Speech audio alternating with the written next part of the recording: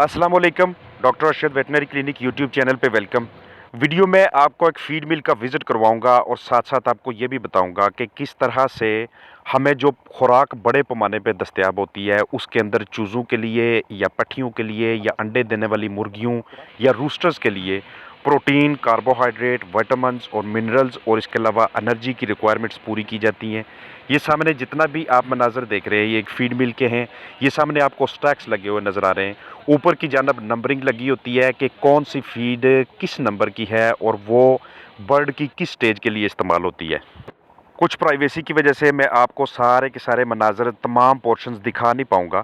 कुछ आपको समझाने की कोशिश करता हूँ साथ साथ कि सबसे पहले रॉ मटेरियल को रिसीव किया जाता है, यानी कि ख़ाम माल रिसीव किया जाता है, जिसमें मुख्तलिफ़ अक़साम के अनाज शामिल होते हैं। फ़िश मील, सोयाबीन मील, कैनोला मील, प्री मिक्स मकई और इस तरह की दूसरी चीज़ें शामिल होती हैं। डिपेंड ये करता है कि आप उसमें प्रोटीन का सोर्स कौन सा मिक्स कर रहे हैं। फिर उसके बाद ग्राइंडिंग का अमल होता है। पोल्ट्री फीड के ग्राइंडर लगे होते हैं, उसका पोर्शन दूसरी तरफ है। उन तमाम जितने भी वो मटेरियल्स होते हैं, जितने भी वो रॉ मटेरियल्स होते हैं, उन सब को ग्राइंड किया जाता है, जिनके बड़े बड़े पार्टिकल्स होते हैं, जिनके बड़े बड़े दाने होते हैं। फिर उसके बाद बैचिंग का अमल होता है, जिसमें तमाम ग़िज़ाई अज्जा की दुरुस्त मिकदार का इस्तेमाल करके उनकी दुरुस्त रेशो रखी जाती है। फिर उसके बाद मिक्सिंग का अमल आता है कि जिसमें पोल्ट्री फीड मिक्सर वाली मशीन इस्तेमाल होती है और फीड को अच्छी तरह से मिक्स करके फिर उसको पैलेट साइज़ में लाया जाता है, पैलेट मिल फीडर के ज़रिए। फिर उसके बाद चूँकि जब पैलेटिंग का अमल होता है तो पैलेटिंग के अमल के दौरान जो फीड होती है, फीड के जो पार्टिकल्स होते हैं, जो दाने होते हैं, उनका जो दर्जा हरारत होता है वो बढ़ना शुरू हो जाता है। तो पैकिंग से पहले उसे ठंडा करना होता है, नॉर्मल टेम्परेचर पे लाना होता है और लास्ट स्टेज पे उसकी इस तरह से पैकिंग करके मुख्तलिफ़ जगहों पे उसके अपने अपने कॉलम बने होते हैं, वहाँ पे उसे रखना पड़ता है। और जैसे जैसे डिमांड आती जाती है, किसी को चूज़े वाली खुराक चाहिए होती है, किसी को पट्ठियों के लिए, किसी को लेइंग हैंस के लिए, तो उसके मुताबिक ये खुराक उन्हें डिस्पैच की जाती है। जो क्वालिटी कंट्रोल डिपार्टमेंट होता है, जो डॉक्टर्स होते हैं, जो पोल्ट्री न्यूट्रिशनिस्ट होते हैं, जो कि तमाम किस्म की न्यूट्रिशनल वैल्यू के माहिर होते हैं, वो ये जितना भी रॉ मटेरियल आता है उसकी एनर्जी वैल्यूज़ निकालते हैं। फार्मूलाज के मुताबिक इस चीज़ को एडजस्ट किया जाता है। किसी भी नंबर की फीड के अंदर जितने भी ग़िज़ाई अज्जा एडजस्ट किए जाते हैं या एनर्जी एडजस्ट की जाती है या प्रोटीन एडजस्ट की जाती है, वो बर्ड की स्टेज के मुताबिक एडजस्ट की जाती है। बिल्कुल एक क्वालिटी फीड मुहैया करने के लिए ये सारे के सारे प्रोसेसेस बड़े ज़रूरी होते हैं। ये फाइनल पोर्शन होता है, यहाँ से नीचे खुराक को गिराया जाता है, ये जो नीचे की जानब हिस्सा बना हुआ है, और ये इस तरह से स्टैक्स, इस तरह से कॉलम लगाए जाते हैं। ये न्यूट्रिएंट्स जो इनके अंदर पाए जाते हैं वो बिल्कुल डाइजेस्टिबल होते हैं, आपके चिकन्स के लिए, हाजमे के लिए बेहतरीन चीज़ें होती हैं। यही वजह है कि जब भी हम घरेलू पैमाने पे खुराक तैयार करने की कोशिश करते हैं तो हमें उस तरह के रिजल्ट्स मौसूल नहीं होते, क्योंकि हमें ये नहीं पता होता कि रॉ मटेरियल के अंदर जितनी भी चीज़ें इस्तेमाल हुई हैं ख़ाम माल के अंदर, उनकी एनर्जी को, उनकी ताकत को कैसे कैलकुलेट करना है। हमारे पास वो फार्मूलाज नहीं होते, हमारे पास वो सेंसर, वो यूनिट्स नहीं होते, हमारे पास वो मशीनरी नहीं होती। तो इसी वजह से हमें नताइज बरामद नहीं हो रहे होते।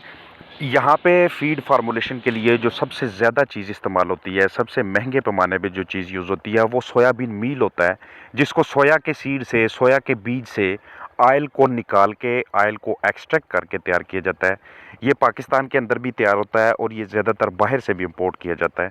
ये फीड का एक बड़ा पोर्शन होता है, प्रोटीन की बहुत अच्छी तरह से वैल्यूज़ पूरी करता है। कैनोला मील भी ताकत का और प्रोटीन का अच्छा ज़रिया होता है। टॉक्सन बाइंडर इस्तेमाल किए जाते हैं। मकई खुराक का एक बहुत बड़ा पोर्शन होता है। इस वाले से 13 नंबर खुराक की तैयारी के वाले से, अपनी पट्ठियों की खुराक की तैयारी के वाले से और चिक्स की खुराक की तैयारी के वाले से भी मैंने आपके साथ मायारी किस्म के फार्मूला शेयर किए हुए हैं। वो भी मैं आपको ट्राई करूंगा कि मैं वो डिस्क्रिप्शन में उनके लिंक्स साथ शामिल कर सकूं। तो चूज़ों की बेहतरीन और अच्छी किस्म की ग्रोथ के लिए हम उन्हें चिक स्टार्टर फीड देते हैं, जो मुख्तलिफ़ कंपनियों की मुख्तलिफ़ नंबरों से होती है।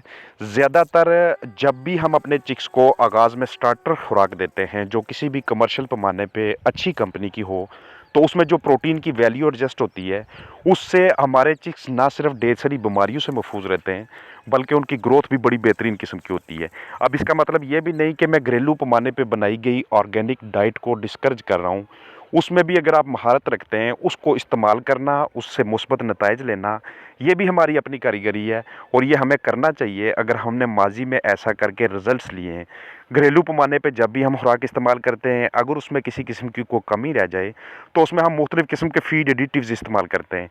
रूस्टर्स के लिए इस तरह की डाइट का इस्तेमाल करना कि जिसमें प्रोटीन और एनर्जी बिल्कुल बाकायदा मिकदार में एडजस्ट हो, तो उससे हमें फर्टिलिटी के इश्यूज़ नहीं आते, उससे हमें हैचेबिलिटीज़ के इश्यूज़ नहीं आते। रोस्टर्स की ताकत को बाहर रखना हो या चूज़ों की बात हो या फिर हमारे पास ब्रीडर की बात हो, कोई भी नस्ल हो, उसके मुताबिक जब तक हम उन्हें घरेलू पैमाने पे या फिर कमर्शियल खुराक वो वाली कि जो उनकी एज के मुताबिक एडजस्ट की हुई हो, उसकी एनर्जी के मुताबिक एडजस्ट की हुई ना ऑफ़र करेंगे, तो तब तक हमें उस तरह से नताइज नहीं मिलते। हम ना तो बीमारियों से बाहर निकल रहे होते हैं, ना हमारा वेट गेन पूरा आ रहा होता है और दूसरे मसाइल भी हमें घेरे रखते हैं, प्रॉफ़िट नहीं आती और एंड पे बंदा कहता है कि ये कारोबार नहीं ठीक। तो एक्चुअली फीड मिल दिखा के वहाँ पे जो प्रोसेस चल रहे होते हैं उन्हें दिखा के और घरेलू पैमाने के साथ मुवाज़ना करके मैं ये चीज़ बताने की कोशिश कर रहा हूँ कि जब भी कुछ भी फ़ॉर्मुलेट करें उसके बारे में आपको बाकायदा इल्म होना चाहिए। कहीं ऐसा ना हो कि नया-नया तजर्बे करते-करते अपने फलाह को ही बर्बाद कर बैठें और हमें समझ तब आए जब नुकसान हो चुका हो। अपना ख़्याल रखिएगा। फ़ी अमान अल्लाह।